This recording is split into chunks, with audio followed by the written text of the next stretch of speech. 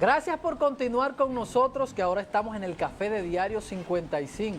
Nuestro invitado de hoy es un experimentado dirigente político que fue regidor, concejal, varias veces en el Ayuntamiento de Santiago, perteneció al Partido Reformista, creo que en estos momentos es parte del Partido Liberal Reformista, que en estos días cambió estructuras, hizo renovaciones y de hecho creo que hasta tienen local nuevo en Santiago. Con él estaremos hablando en la mañana de hoy. Juan de Dios, bienvenido al Café de Diario 55. Para mí un placer estar aquí contigo. El placer es nuestro, conversar contigo, una persona de tanta experiencia, que se ve joven, pero ha acumulado mucha experiencia porque ha sido un dirigente que ha estado muy activo. Sigues en el Partido Liberal Reformista, vimos en el día de ayer que hubo unos cambios, una reestructuración, por ahí podemos empezar. Nosotros en este nuevo año, específicamente el sábado 5, realizamos nuestro acto de reestructuración, de renovación de nuestros cuadros dirigenciales, cumpliendo así con el artículo 28 de la Ley 3318, que establece bien claro que todas las organizaciones políticas tienen que renovar sus cuadros dirigenciales y que estos no pueden pasar del límite de lo que establece la ley, del límite de la elección. Lo que quiere decir que nosotros hemos hecho acopio de ese artículo 28 y inmediatamente, como lo establece el artículo, notificárselo a la Junta Municipal de Santiago. Es un acto masivo donde inauguramos nuestro nuevo local, un local con una capacidad para unas 600 personas, y eso nos llena a nosotros de mucho entusiasmo, porque real y efectivamente en este año el Partido Liberal Reformista sigue demostrando que tiene una estructura política y que es lo fundamental para cualquier tipo de institución política. Ahí tenemos la señora Joanny Espinar, regidora del municipio de Santiago, quien hace la presentación de los candidatos electos en ese momento, y nosotros fuimos seleccionados de nuevo como presidente municipal del partido, conjuntamente con el licenciado Pedro Mercedes, que fue electo presidente de la circunscripción número 1,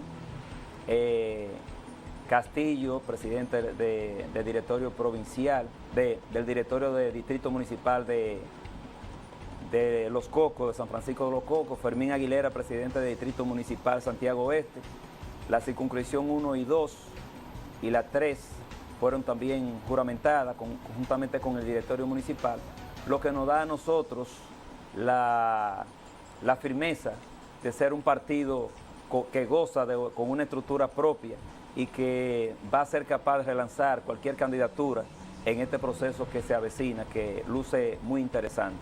Juan de Dios, ¿cuáles son los colores? Porque veo muchos colores y estoy tratando de ver... El amarillo y el verde. Amarillo. Esos son los colores del Partido Liberal Reformista. Esa es escena que estamos viendo. No, eso fue un video que yo le dije que no me pasara esa parte, porque fue cuando nosotros hablábamos del partido que viene a cumplir con lo que establece la ley, pero además viene a orientar a la ciudadanía, porque la propia ley establece que deben educarse los militantes de los partidos políticos con la intención de que haya una población que tenga conocimiento y que pueda aportar a lo que es el régimen democrático de la nación. Y en ese sentido nosotros hablábamos de que nuestro partido va a contribuir como fuerza opositora realmente con lo que es luchar contra la delincuencia. ¿Qué se definen opositores? Nosotros prácticamente somos una fuerza ahora mismo. ¿Podemos bajar, señor Nosotros director? hicimos un acuerdo político, pero en estos momentos nosotros somos no opositores, pero somos una fuerza independiente que está trabajando en aras de fortalecerse para lograr llevar candidatura propia, y en este proceso que la propia ley 3318 ha establecido que los partidos tienen que tener por lo mínimo un margen de un 1% y que tienen que obtener candidaturas congresuales y municipales por lo menos una en lo mínimo. Nosotros tenemos que tener la conciencia clara de que tenemos que trabajar para fortalecernos políticamente y poder llevar candidatura propia. Una pregunta y que me llamó la atención con relación a un grupo de, vamos a decirle, disidente, que es el grupo donde está Josecito Jacín, donde está Hito Bisonó, que no quieren estar en el Partido Reformista que gestiona Quique Antún. Y uno diría, pero la casa natural entonces de ellos sería el Partido Liberal Reformista, y como que uno no lo ve con ese acercamiento, sino hay gente que se han ido acercando al PRD, hay otros que se han ido acercando al PLD. Puedo decirte que en la última reunión que sostuvimos hace un mes y algo, juramentamos a Alexis Joaquín Castillo, que es un líder indiscutible del Partido Reformista, que pasó a formar parte conjuntamente con un grupo de hombres y mujeres, también dirigentes de ese partido, y que ya es miembro de nuestra organización política. Así también hay una serie de conversaciones con dirigentes de ese partido que ya son disidentes de esa organización política, que tienen un interés total de formar parte de esta organización política, porque como tú acabas de decir, el líder indiscutible de ese partido siempre lo ha sido el licenciado Amable Ariztí Castro, lo que quiere decir que qué más usted irse de una casa donde prácticamente ya no hay ningún tipo de futuro político e irse donde hay más afinidad política, y qué mayor afinidad política que con el licenciado Amable Ariztí Castro, que ha gozado siempre de la confianza y ha gozado siempre de un gran liderazgo dentro de la clase y lo que es la población reformista. Un reformista que tiene ese espacio, que son ustedes, que prefiere irse al PRD o que anda coqueteando con el PRD, ¿cómo verías tú eso, Juan de Dios? Yo pienso que tú sabes que esta ley ahora mismo le va a poner, este va a ser ya el último tiro de lo que de una manera hoy están en un partido, otra vez mañana están en otro. Sin embargo, la crisis partidaria ha obligado a muchos dirigentes políticos a que tengan que dimitir de algún partido político e irse a otro. ¿Por qué razón? Porque muchas veces la democracia interna de los partidos te impone a personas que no hacen el trabajo político por encima de hombres y mujeres que sí hacen un trabajo político. ¿Cuántas personas hoy ocupan posiciones que muchas mujeres, y en este caso no quiero herir ni lacerar a muchas de las damas, pero muchas veces logran posiciones no por el trabajo político? Entonces así también hay hombres que logran posiciones no por su trabajo político, y la ley ahora mismo obliga a los partidos políticos a que tengan que respetar el liderazgo de aquellos hombres y mujeres que se han puesto como meta fundamental hacer un trabajo político con la comunidad, fortalecer su liderazgo y así aportar a esa organización política, fortalecerla y hacer que esa organización política pueda tener un aval en el escenario político nacional. De manera que esa parte obliga a los partidos políticos y la propia ley a que tenga que darle participación en los procesos internos que tiene que desarrollar esa organización política para poder seleccionar a los candidatos que van a representarlo en el certamen del año 2020. Entonces, ustedes van a presentar candidaturas, se proyectan que van a presentar candidaturas a todos los niveles, o ustedes estarían abiertos a un posible... Mira, hay muchas posibilidades, hay muchos partidos pequeños que lo ha obligado a que tenga que pensar en una coalición política, que no es lo mismo que una alianza política, donde cada quien encabece en algunas regiones esa coalición y puedan llevar candidatura propia, y así un sinnúmero de partidos puedan presentar candidatura propia en lo que es la parte municipal. Sin embargo, nuestro partido se ha inclinado por fortalecerse y por tratar de llevar candidatura propia en los diferentes municipios y diferentes provincias. Esa es la meta que se propuso el directorio provincial en la última reunión, y sobre esa meta se editaron algunas resoluciones, que es la que nosotros estamos cumpliendo.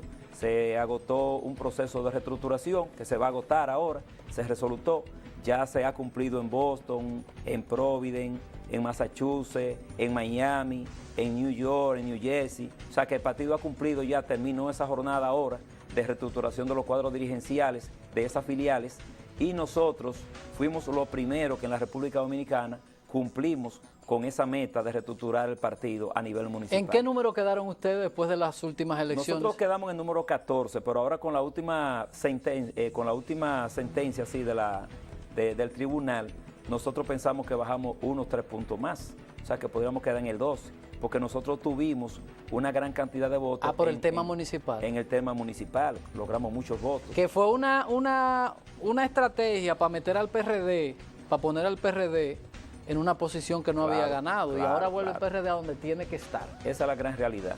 El Partido Reformista va a quedar, estaría la boleta ahora PLD, PRM, Partido Reformista y el PRD. Y si otros partidos bajaron, y entiendo que nosotros, no he visto esa parte, pero pienso que nosotros podríamos estar en el número 12, hemos bajado. Juan de Dios, yo decía en la parte de los comentarios que a veces nos enfocamos mucho en el tema de los partidos, pero ya en los partidos como que nadie piensa en la gente, vamos a decir, ya con la desaparición de Juan Bosch, Peña Gómez, Balaguer, aquí como que desapareció todo. Los partidos son simplemente una cosa del interés. Yo voy para que me den lo mío, para una candidatura, Pero esa visión como de desarrollo del más allá del país, ¿se ha perdido? ¿Qué ha pasado? Lo que sucede es que se ha perdido la ideología política, que antes un dirigente político tenía cierta ideología, creía en algo y lo vendía. Eso se ha perdido.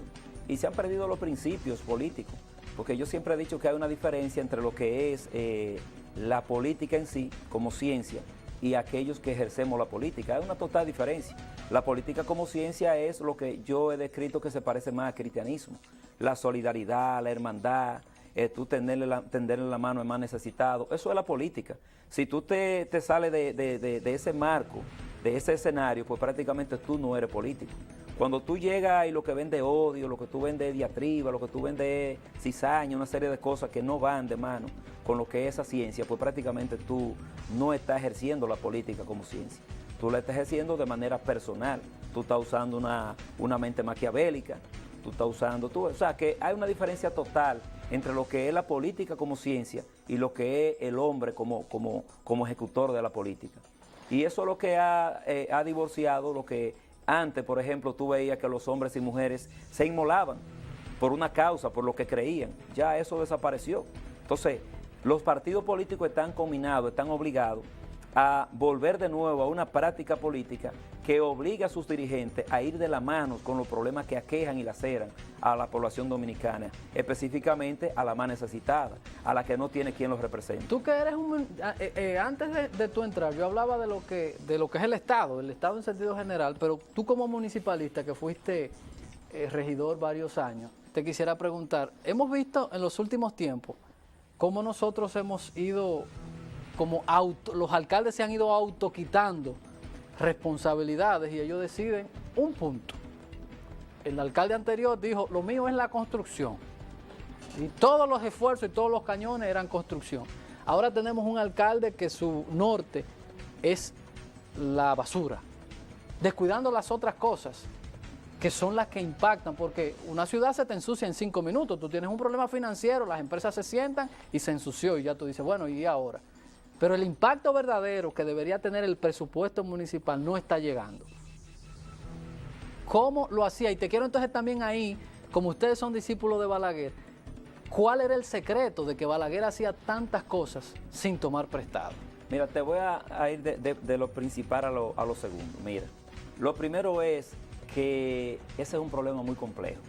Resulta que la propia ley que ejecuta la ley 63, que le da el presupuesto del Ejecutivo a los ayuntamientos, que antes era por la Liga y ahora es por Hacienda, realmente se ha disminuido. Esa ley que establece un 10%, pues prácticamente antes se aplicaba un 6, después se aplicaba un 4, ahora creo que se está aplicando un 2. ¿Por qué? Porque esa ley congeló el presupuesto de los ayuntamientos. Para este año 1.9. O sea, lo congeló y el presupuesto ha ido multiplicándose. Entonces, para los ayuntamientos sigue siendo el mismo presupuesto. Entonces, muchas veces los candidatos venden ilusiones que cuando llegan a la alcaldía van a hacer una serie de cosas, pero cuando ven la realidad, entonces se encuentran con que tienen una serie de requisitos que la ley le obliga que tengan que cumplir y sin embargo cuando llegan no tienen ese presupuesto en la mano. Lo que quiere decir que no solamente este ayuntamiento, ningún ayuntamiento puede cumplir con ese presupuesto, porque además los ayuntamientos no han tenido la capacidad de poder gerenciar los tributos propios, los arbitrios propios, y entonces sus recaudaciones propias se disminuyen. Entonces tiene que haber una táctica política y administrativa que le dé la capacidad a los ayuntamientos para poder adquirir tributación propia. Si no logran eso, va a ser muy difícil. Ahora, yo pienso que lo que debe sincerizarse es la propia ley. Si esa ley se va a incumplir siempre, vamos a ponerle un 3, vamos a ponerle un 5, lo que sea, vamos a poner lo que de manera esporádica vaya ascendiendo de acuerdo al presupuesto, pero esa ley se ha violado siempre. O entonces, cambiarle la responsabilidad y decir, entonces, mira, tú no tienes que tener... ¿Qué gana el Ejecutivo con donarle tantos camiones o asfaltar o hacer calles cuando no le da lo que realmente necesitan los ayuntamientos? Entonces, también se da un caso que la parte de pago de las nóminas es muy alta. ¿Cuál era el secreto de Balaguer? Un funcionario ganaba tontería en ese tiempo, pero ahora un funcionario te gana 1 millón de pesos, 800,000 pesos, una falta de respeto a la población. ¿Por qué? Porque cuando tú vas a ejecutar, por ejemplo, 5 millones de pesos para hacer obras o para llevar cierta ayuda social a la población, y esos 5 millones de pesos tú lo comprometes de ellos 4 para nómina, pues prácticamente tú lo que vas a llevar es 1. Entonces el secreto de Balaguer era la prudencia, el manejo prudente de los recursos del Estado, y que nunca se le pegó nada. Balaguer quedó prácticamente sin nada, y lo poco con lo que quedó, pues lo donó. O sea, es muy raro un político que pueda hacer una vida como la hizo Balaguer, su vida política, privada, y su vida pública como persona. O sea, fue un hombre que tuvo una prudencia total y un cuidado con los recursos del Estado que poco estadista puede hacerlo, porque desde la oposición muchos han vendido que son serios, pero tú puedes decir lo que tú quieras decir fuera de la oposición, que tú no estás manejando nada. Sí. Ahora, cuando tú llegas allí, es que tú tienes que probar si en verdad tú eres serio. Entonces, la parte más importante y donde no ha llevado a la población en este momento coyuntural es que ya la población no acepta a un funcionario corrupto. Ya de alguna manera alguna institución te descubre y sale y te denuncia. Visto eso, porque yo estoy de acuerdo y por eso digo que si lo que el dinero le da es para una función, bueno, pues eliminamos toda la estructura y decimos, bueno, ¿para qué tener una sala capitular?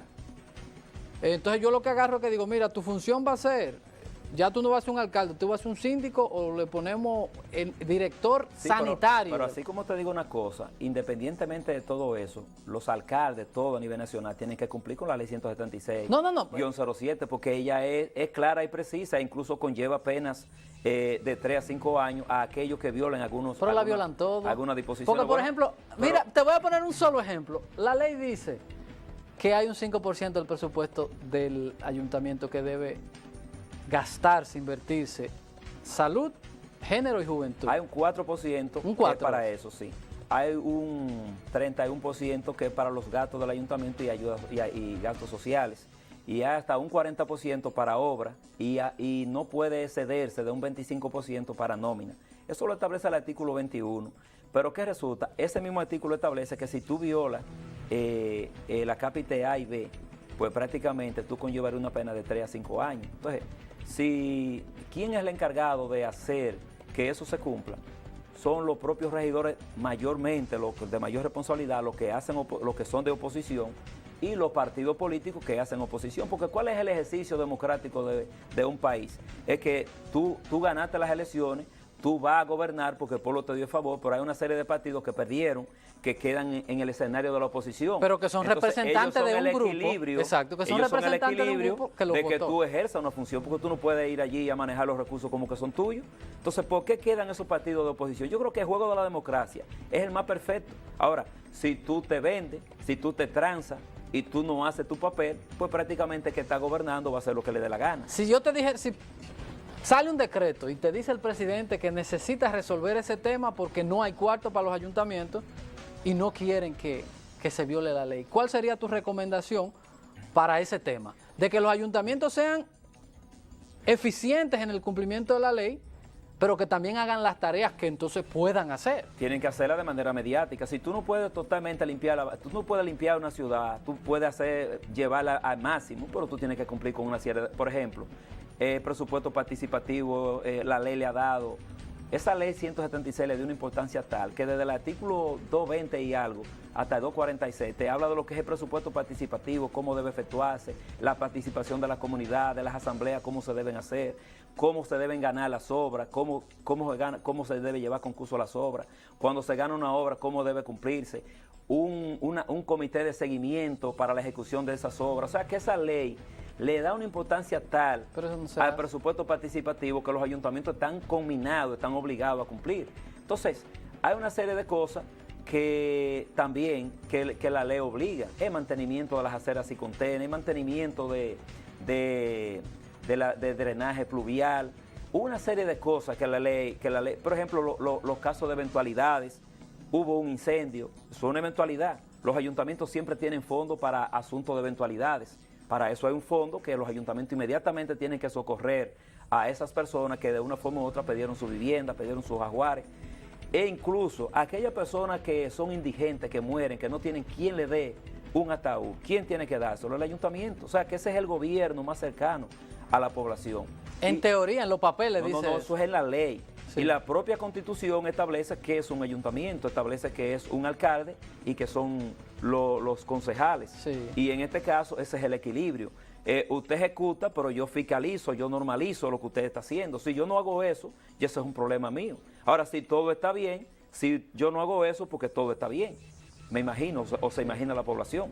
Entonces, ¿cómo vamos a lograr? Porque tú hablabas de presupuesto participativo.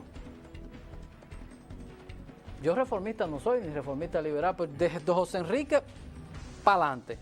Ni Cerulle, ni Abel Martínez, nos respetan. Ellos se hacen esas asambleas a veces y ponen a la gente de mojiganga. Casi 3 años y no ha habido una sola obra del presupuesto participativo.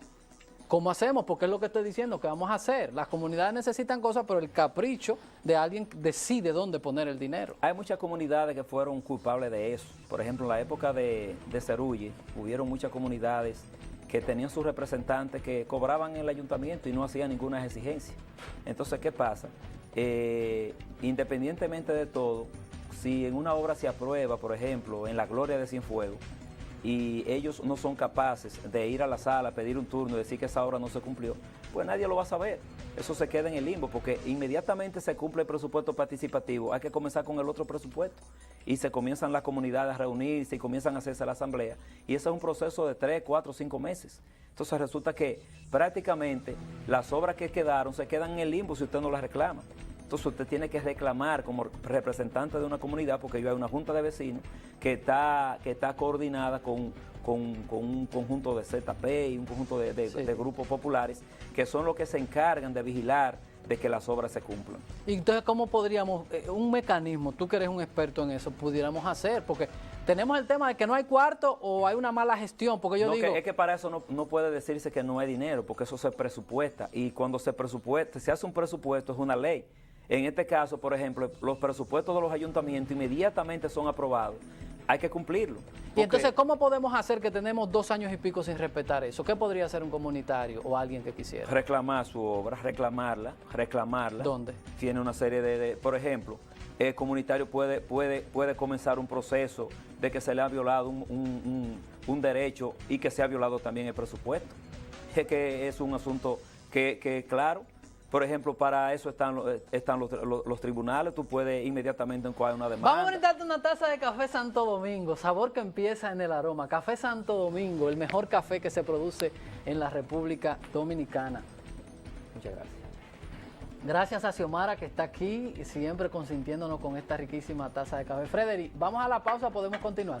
Vamos ante Dios a la pausa, porque también es abogado, para que él nos dijera que debería ser una labor de la oposición, de que cuando se irrespeta este tipo de cosas, se lleve a los responsables al cumplimiento, porque yo digo, muy bien que esté la ciudad limpia, pero si yo lo que necesito es un badén o un muro de gavión porque se me llena la casa, el que el casco urbano esté bonito, a mí que tengo un problema diferente al que vive en el casco urbano, me interesa esa obra y hay que crear un balance, que es lo que no tenemos. Vamos a la publicidad para que entonces veamos los mecanismos de control con Juan de Dios en el tema municipal y luego sigamos hablando del tema político, ya que él es el presidente municipal del Partido Reformista Liberal. Ya volvemos.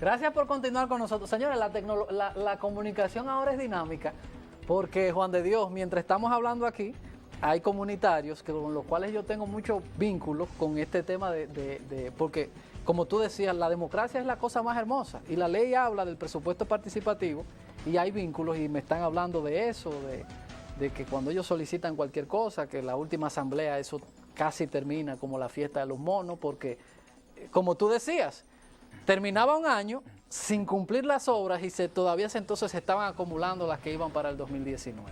El mecanismo de qué sé yo, una junta de vecinos que ganó su obra, que se presupuestó y no se cumplió. El mecanismo siempre ha sido fácil. Por ejemplo, hay una comisión de seguimiento donde están representadas todas las juntas de vecinos. Siempre esa comisión de seguimiento es que va dando informe de cuándo se comenzó la obra, de cuándo está en licitación, de cuándo terminó la obra, e inmediatamente hay una comunicación directa con cada junta de vecinos.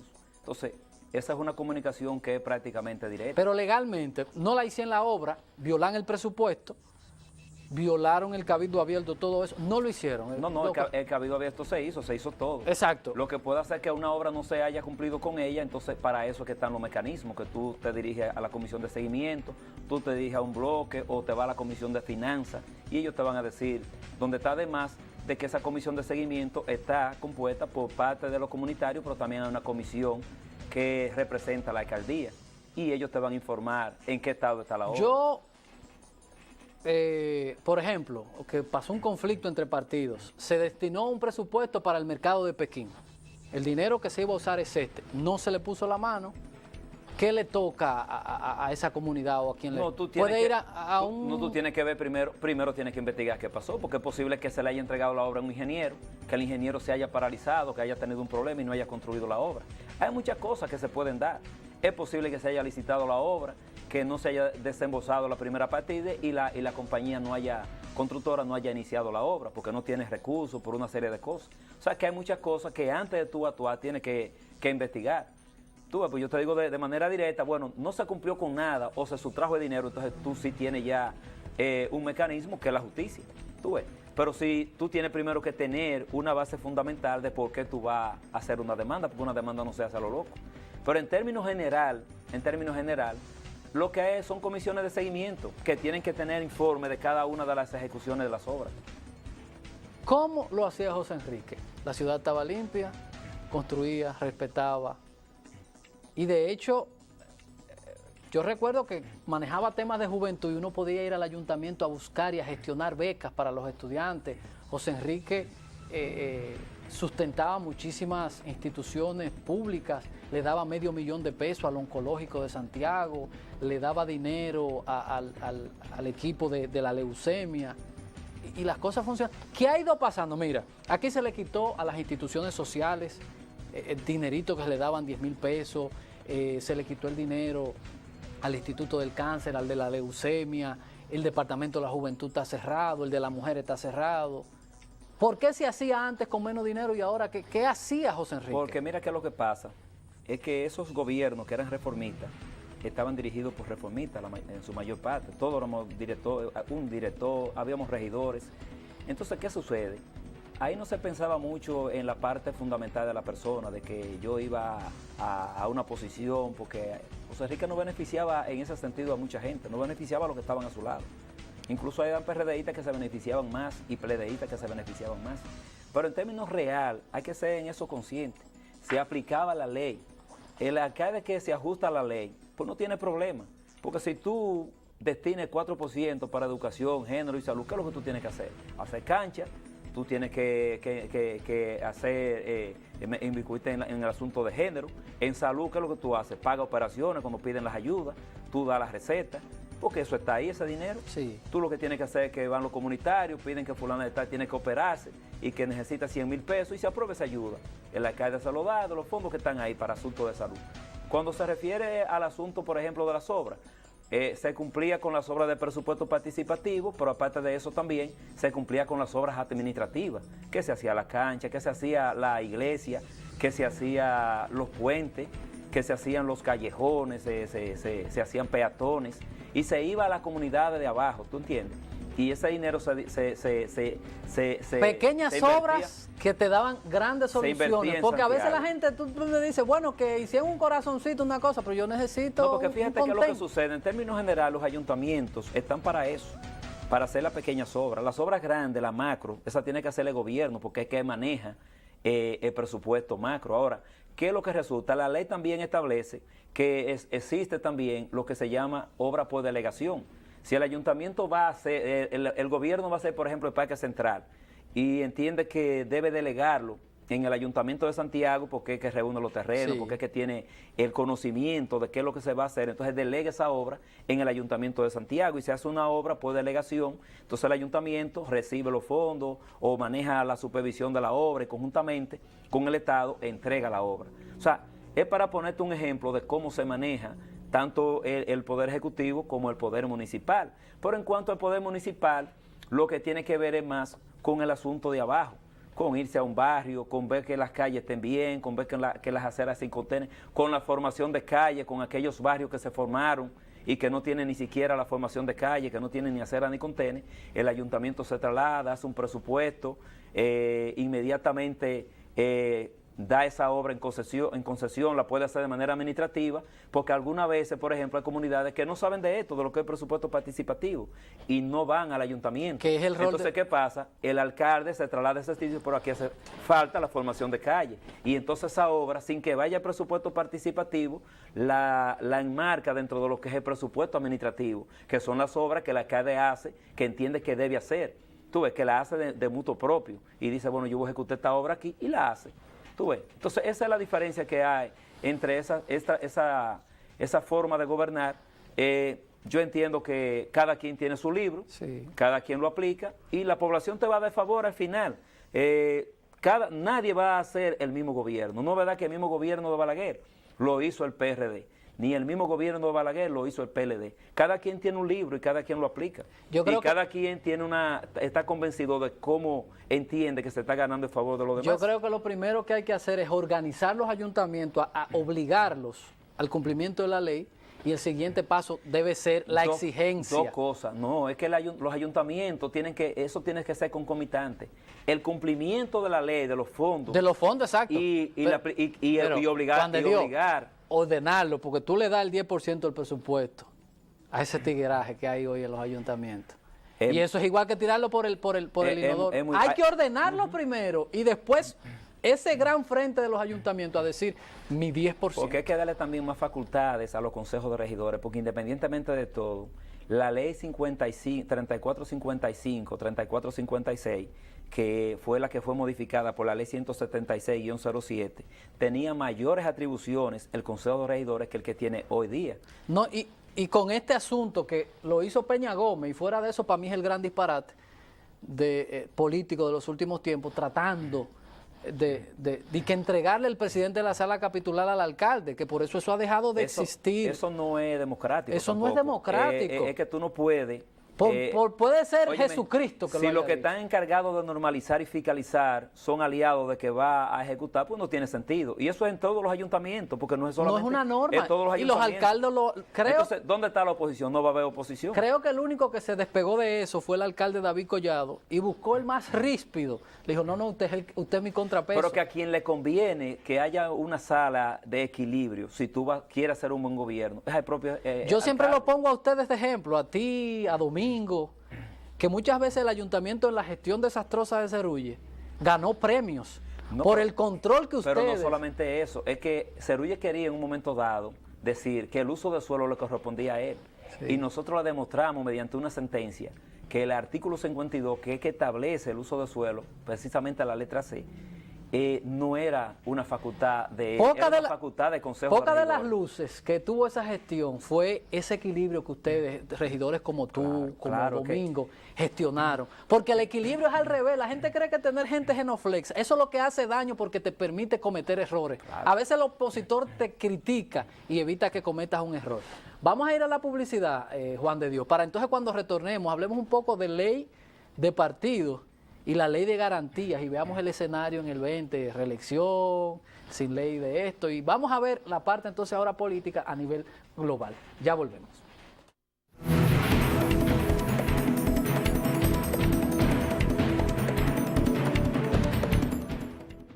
impresionante.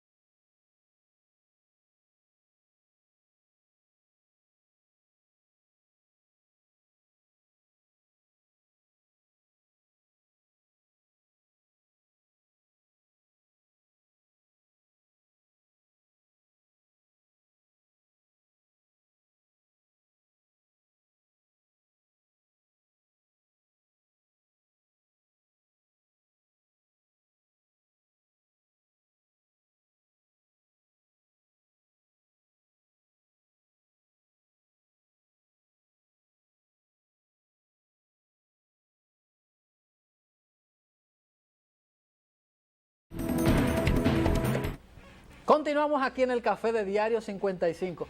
Hay una camada de dirigentes políticos que fueron regidores, que uno lamenta que no estén en los espacios políticos de manera activa.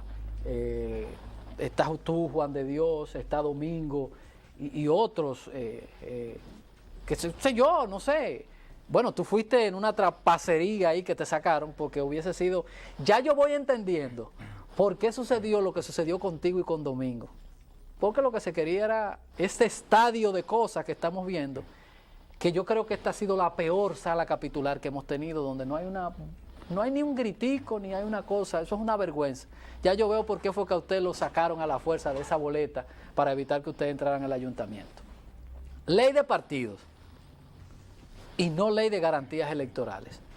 Tú que eres un experimentado dirigente político, vamos a ir a un evento donde haya posiblemente una reelección, una tercera reelección del presidente, no tenemos una ley de garantías electorales, que tú sabes esto será aprobado, qué pasaría si vamos sin esto, qué escenario tú vislumbras para las elecciones del 20. Fíjate, lo más importante de esto es que se aprobó la ley de partido, se aprobó un reglamento para primaria, pero no se ha aprobado el reglamento que debe regir la ley de partido. Una ley sin reglamento, pues prácticamente está coja, porque el reglamento es que viene a suplir las necesidades de la propia ley. Sí. Por ejemplo, se eligen los candidatos, se tiene un plazo, pero el reglamento establece cómo va a ser de manera ya llana, cómo se va a realizar ese procedimiento. Entonces nos falta el reglamento de la ley de partido y falta también la aprobación de la ley de régimen electoral, que debe ser un código. Muchos han sugerido que sea un código. ¿Por qué? Porque la ley que tenemos ya luce muy obsoleta para el escenario político que tenemos, y más ya cuando se votó una ley de partido que luce ya muy moderna a lo que nosotros éramos en el escenario político pasado. O sea, antes un partido político hacía una alianza, pero no estaba regido por nada. Un candidato era candidato, pero no estaba regido por nada. Sin embargo, la propia ley de partido ha establecido no solamente la cuota, establece un régimen de cuota que puede ir de un 40 a un 60 de mujeres, como puede ir de un 40 a un 60 de hombres. Pero además, una modalidad nueva, una cuota de un 10% de la juventud que no estaba tipificada en ninguna parte, simplemente lo tipificaban los estatutos de los partidos, pero lo violaban al final. Ahora ya esa ley luce inviolable, porque la propia ley establece que cuando se someta a un listado de candidatos y no contemple la cuota exigida en la ley 3318, pues tiene un 30 días, la Junta la devuelve y ese partido tiene un plazo de 30 días para llenar y cumplir con esa cuota. De no hacerlo, pues se declaran desiertas las candidaturas, o sea que el partido se queda sin candidatura, lo que quiere decir que es algo obligatorio para los partidos políticos. Entonces, si no hay un régimen electoral que establezca claro cómo va, porque hay gente que confunde la ley de partido. La ley de partido solamente rige a lo interno de los partidos, a los precandidatos de los partidos. Sin embargo, el régimen electoral es que va a regir ya cómo se deben manejar los candidatos ya electos, sí, que van a ser candidatos y que se van a presentar a la población. Yo tenía, al igual que mucha gente, la idea falsa de que eso contemplaba todo, que era una ley de partido. Yo pensaba que se llamaba ley de partido y electoral, pensaba yo. Y es la ley de partidos, movimientos y agrupaciones políticas. Cuando yo lo leo y digo, pero las garantías electorales no están aquí. Pero fíjate, claro, que los propios pactos y coaliciones, ¿dónde es que tienen que estar marcados? En la ley. Sí. La elección de los candidatos, por ejemplo, que hay gente que dice, ya los candidatos son electos de manera, los regidores y todo el mundo. No, la ley de partido no contempla cómo van a ser elegidos los candidatos. Quien tiene que contemplar si va a ser, si el senador arrastra a los diputados, si van de manera individual, si los regidores son arrastrados o no, es el régimen de ley electoral, no la ley de partido. ¿Qué pasaría si no hay tiempo en una cosa que va a ser como media complicada por la cantidad de partidos? No logramos pasar la ley de partido. ¿Qué tú crees que pasaría? Vamos a quedar en una parte, en un limbo jurídico. La Junta va a tener que actuar por resoluciones. Por ejemplo, podríamos ver la Junta diciendo que por resolución los regidores van a ser electos como han seguido haciéndose. Se han hecho así, de manera... Por arrastre. Por arrastre. Y quién sabe si hasta los diputados. Porque en este año que se avecina, o sea, en este año que estamos y que se inicia, van a haber grandes transformaciones. Por ejemplo, se espera que haya una modificación a la Constitución. Eso lo ha denunciado el propio PRM y lo han denunciado algunas instituciones de la sociedad civil. Entonces, si eso se pudiera llevar a cabo, nosotros tendríamos un escenario que no es el que tenemos en los actuales momentos. No es lo mismo un presidente que se reelija a que vayan otros a aspirar, sin un presidente que esté en el escenario accionando. O sea, son dos escenarios totalmente diferentes. Ayer yo estaba en La Vega ayer, y en el trayecto dice la ley de partido que tiene su reglamento, que está promulgada, que hasta lo que no se abra la campaña no se puede hacer propaganda. Y si hubiese visto de otro partido, también lo digo, tanto cuando iba como cuando venía, vi vallas de promoción de candidaturas cuando la ley lo prohíbe. Vamos a seguir teniendo letra muerta, de que nadie le diga, por ejemplo, es una valla de dos candidatos o precandidatos del PLD, cuando la ley contempla que no se puede en este tiempo. ¿Para qué nos sirve entonces, Juan de Dios, tener normas? El gran problema de nuestro país es que aquí se aprueban y se promulgan muchas leyes. Si tú te pones a ver, yo creo que de los países que más leyes tienen es este país, sí, pero la mayoría no se cumplen. Te hablábamos de la propia ley de los ayuntamientos que nunca se ha cumplido. ¿Tú entiendes? Entonces, ese tipo de cosas que se da en la nación dominicana, tú ves y dices, vamos a legislar para tal cosa. Tú legislas, tú haces la ley, la promulgas y eso se engaveta. No estoy hablando de vallitas, son vallas de tamaños gigantescos. Dos candidatos promocionando precandidaturas cuando la ley lo impide. Entonces, cuando tú ves cosas como esas que tú dices, ¿para qué? Juan de Dios, se nos terminó el tiempo. Ya estamos casi, en febrero se aperturan estos procesos. ¿En qué vamos a ver a Juan de Dios próximamente? Candidato a alcalde, vuelve al ayuntamiento. Mira, yo no descarto nada en la vida política nacional. Cuando yo me tire a una posición es porque tengo una estructura política y nosotros estamos trabajando en los actuales momentos en fortalecer el Partido Liberal Reformista. Iniciamos ese proceso de reestructuración, ya dejamos los distritos y las 3 circunscripciones y el municipal reestructurado. Ahora viene el proceso de captación de militantes, que es también lo que establece la ley, fortalecernos con los militantes que van a formar parte de nuestro partido, que son los que van a impulsar las candidaturas de nuestro partido a regidor, a diputados, a alcaldes, a senador, si es posible, y, ¿por qué no, un candidato presidencial? Y en este escenario que nosotros vamos a ver, van a haber candidatos, van a haber varios candidatos presidenciales, y pueden haber sorpresas también, porque el escenario político que nosotros estamos viviendo es la falta de credibilidad. Y si la población ve un candidato que pueda vender la sinceridad, que pueda vender que en un futuro va a ser una persona pulcra, se puede dar el escenario que se dio en Brasil, donde un candidato que no vendía nada de eso, pero que vendió firmeza y vendió que iba a luchar contra la corrupción, pues prácticamente resultó ganador. Juan de Dios, muchísimas gracias, a ti, y ojalá hermano, y tú te motivaras a esa experiencia acumulada, a llevarlo a un espacio público, que es lo que nosotros necesitamos, como decíamos en la parte de comentarios. El Estado hay que transformarlo de una vez y por todas para que pueda impactar verdaderamente en el desarrollo de la gente. Gracias a ustedes por la sintonía. Mañana a las 7 en punto nos encontramos nueva vez en otra edición de Diario 55 y el café de Diario 55. Feliz resto del día.